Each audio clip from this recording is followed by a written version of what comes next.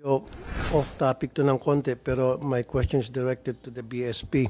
Ito po ay may kinalaman doon po sa national ID na may budget po na 28 billion and it started back in 2018 and hanggang ngayon hindi pa rin po natatapos. Ang akin lang po pinagtataka, inarbor nyo po sa PSA yung pagpapagawa, pag-a-assign, pagbibigyan ng task kung sino po yung gagawin national ID.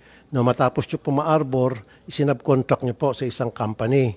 And nung matapos po may subcontract, yung ngayon sa palagitnaan, nagkagewang-gewang na po yung paggawa ng ID, nagkaroon ng problema.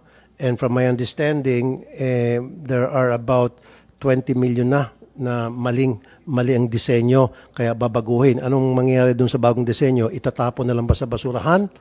At ano na lang yon? Kumbaga, wala na yung mga nagawa ng maling ID kasi gagawa kayo ng bagong design or magpapalabas kayo ng corrected design and then yung lumang design and the corrected design, gagawa lang kayo ng konting correction doon. So meron tayong dalawang klaseng disenyo. Please, thank you. would you know about that, Thank you, Deputy Governor? Mr. Chair. I just have some notes that the designs are actually approved by the PhilSys Policy and Coordination Pero bago niyan, sir, Council. pakisagot lang, bakit niyo po inarbor sa PSA? Di ba dapat PSA na ang maghanap ng agency, government agency na para gumawa ng national ID? Para sa akin, di ba dapat yung National Printing Office ang may capability din? Or kayo po meron din kayong capability sa BSP, bakit po kinakailangan niyo isang Na-request po ang BSP na tumulong. Hindi po, inarbor niyo po, kayo po ang nag-request. Hindi po ni-request ang BSP. It was the BSP who requested from the PSA na kung pwede sa inyo na lang po ipasa para hindi na po magkakaroon ng bidding kasi government-to-government arrangement, so there's no need for bidding. Yun po yung purpose nyo para hindi na magkaroon ng bidding. Tama? Mr. Like Chair, can you answer? Mr. Chair, go ahead. The national statistician who's head of the PSA is here. Okay, Maybe we so, can directly answer. Parang traffic controller tayo. Sino talaga makakasagot? Thank you, Mr. Okay. Mr. Chair. Yeah, yes, our national statistician, Yeah, Mr. Map. Yeah, Senator, the original plan for BSP to print the national ID was ordered by former President Duterte. So it was given to them. But BSP is one of the three printing agencies. You're right, NPO, APO, and BSP can actually print. So they are the ones. So bakit sinab-contract pa kung kaya pala i-print ng BSP yung ID? Ng national ID, ba't kinakailangan i-subcon? The ball is back with you, Kasi Deputy ako, Governor. hulaan ko, manghula lang ako. Okay. Kasi pinapaboran yung isang kontraktor at mukhang meron atang kumita rito na malaki. Yeah, Deputy Governor. 28 billion pesos na contract. That's a huge contract. Yeah. Yung detalye po nung kasi hindi ako talagang na-involved. Who would know in the BSP about this? I would know. I would know. Secben, yeah. I was governor when that happened, but Ganun ba? the Okay. decision to have BSP print was the president's decision for BSP. And we have competitive bidding. May bidding po yan. Competitive bidding. Hindi po binigay lang namin doon sa... Was there a bidding? There was a bidding Conducted? by BSP. Was there at nanalo po? Yes, I don't think so. May Can bidding po we yan. see that? May bidding po yan. Okay. And then pangalawa, follow-up. Bago ako umalis dahil nagpermiso lang ako kay Win. Doon din po sa pagpagawa ng pera, di ba, nagbago tayo ng design sa 1,000 notes natin. Bakit hindi po dito natin ginawa, inimprenta? Ba't kinakailangan padalhin sa Australia? At again, nag-subcon na naman. Wala ba akong kakayahan yung BSP na iprenta yung sarili nating pera? At ito pa po, nasan ba itong pera ito? Ako po ang governor nung dinesisyon na namin yan. Wala po capability rito sa Pilipinas Wala. because we are shifting to polymer. Okay. And so if we did shift to polymer. I talked to the governor of Australia. So itong mga pera ito, pinapagawa na sa Australia? G2G po Sa yan. Australia. G2G. Apo. Kaya nga. So, di ba meron dito yung security, tawag nito, security features. Kaya natin pinasa sa Australia.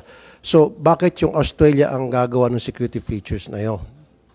Bakit kinakailangan ipagkakatiwala sa Australia and then Australia ibabalik sa atin. Nasa design po namin yan. Nung mga nakaraang pera na ginagawa natin ng BSP, pinapadala rin ba sa ibang bansa? Hindi pa. Because we have the capability to do that here. Pero yung polymer po, wala po tayong capability. So ba't kinakailangan pang polymer? Bakit hindi lang tayo binago natin yung disenyo and then kaya naman pala natin gumawa ng security features? There was a decision, every 10 years, nagpapalit po ng disenyo yung kaya nga, change the design. Change the design. But, BSP. yes, change the design. Pero dito pa rin natin gawin.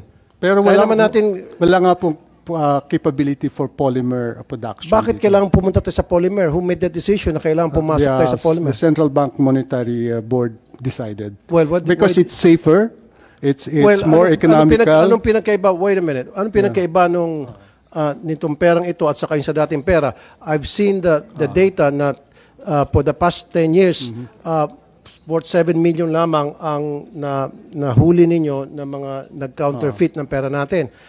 7 million pesos lang worth for so many years. Na ibig sabihin na napeke, mga peking pera na kumpiska ninyo.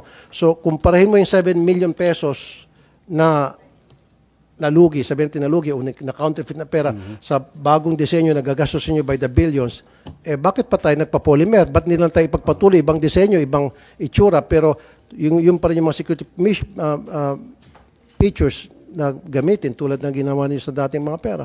Ba't kinakailan pa Your Honor, the Monetary Board made the decision. It's cheaper. I know because it's yung mga pera po natin dati, after 3 months, wala na po, hindi na magamit. It's cheaper and that is also recyclable after it, and yan po, because of the pandemic especially, pwedeng yung ng alcohol ho yan, yung current money ho natin nun, hindi nyo pwedeng lagyan. Mag-smudge po yun. Wala na rin abaka. Pinag-aralan rin po namin yun. That's a very small part of the money po. Yeah, they can always use the reason, pinag-aralan, pinag-decide ng board, wala talagang gustong mag-amin ng kasalanan.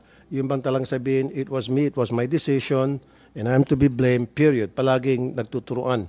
Ganon din sa kabilang hearing na pinuntahan ko. I assume responsibility, sir. It was my decision when I was governor. Okay, very good. Last na lamang po. So kailan BSP, kailan matatapos yung national ID natin? National statistician mapa. Yeah. Thank you very much, Mr. Chair. Right now, Senator, we have registered already 80 million Filipinos to the national ID. This is about 87% of the 92 million target, which are the 5 and above. 5 kasi hindi pa po tayo magre-register dun sa 0 to 4. Now dun sa 80 million na na-register okay, sige po, 80 million na para mapabilis na. 42 million po yung cards na na-print ng 40 million. Pakisagot ulit, ano nangyari po dun sa nagkamali na disenyo na kailangang babaguhin? Yung 20 million mahigit. Ibabasura na ho ba yun? Yung mga... Hindi po 20 million yung mga may defects. Ito po'y pinapalitan, piniprint uli ng BSP service provider for free po yun. Under sa kanila. Hindi natin magbayad. So bakit nung pisa pa lamang nalaman nyo natin, baka magkakaproblema, bakit nyo ipagtiwala pa rin gawin dun sa kumpanya na yun na kinontak ninyo, hindi pala nila kayang gumawa at isang beses pa lamang na walang pagkakamali? We requested the BSP senator.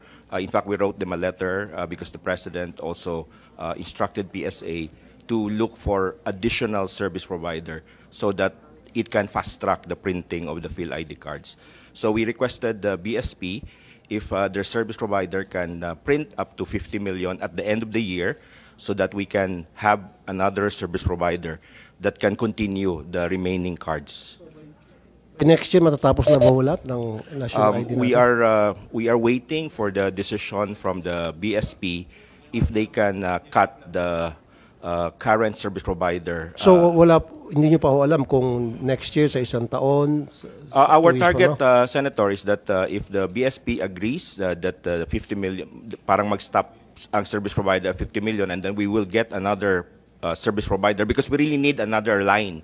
At the current output, we cannot finish it on time. We need another line.